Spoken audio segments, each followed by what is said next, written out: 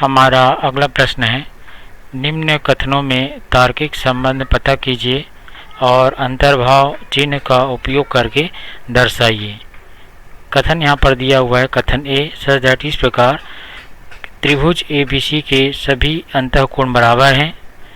कथन बी दिया है इस प्रकार कि त्रिभुज ABC एक समबाहु त्रिभुज है। यहाँ पर आप एक त्रिभुज देख रहे हैं, तो यहाँ पर इस त्रिभुज के यदि तीनों कोण बराबर हैं तो यह एक समबाहु त्रिभुज होगा, और इसी प्रकार यदि यह एक समबाहु त्रिभुज है तो इसकी प्रत्येक कोण जो है 60 अंश के होंगे, अर्थात प्रत्येक अंतःकोण बराबर होंगे। तो इससे स्पष्ट है यहाँ पर कथन ए कथन बी को इंगित करता है और कथन बी कथन ए को इंगित करता है। तो इसे इस प्रकार से आप लिखेंगे, कथन ए इंगित करता है बी को और कथन बी इंगित करता है ए को। चलिए अब अगला कथन देखते हैं।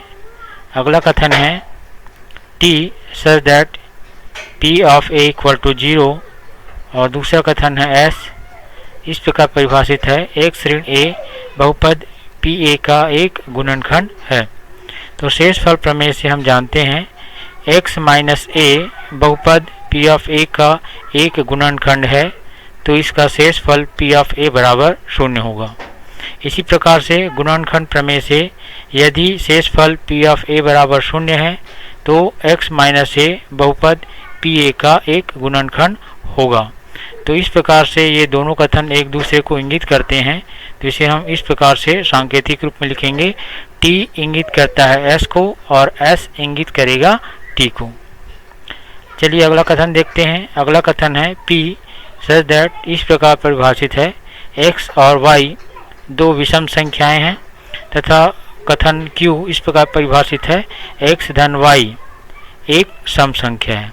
तो यहाँ पर आप देख पाएंगे कि दो विषम संख्याओं का योग करें तो हमको एक सम संख्या मिलता है, अर्थात कथन P कथन Q को इंगित करेगा। लेकिन इसके विपरीत अगर हम सोचें, दो संख्याओं का योग यदि एक सम संख्या है तो वे दोनों संख्याएं विषम संख्याएं होंगी, जो कि संभव नहीं है। अतः यहाँ पर कथन Q कथन P को इंगित नहीं करेगा। तो इस प्रकार से हम अंतर्भाव चिन्ह का उपयोग करके कथनों को तार्किक रूप से प्रदर्शित कर सकते हैं।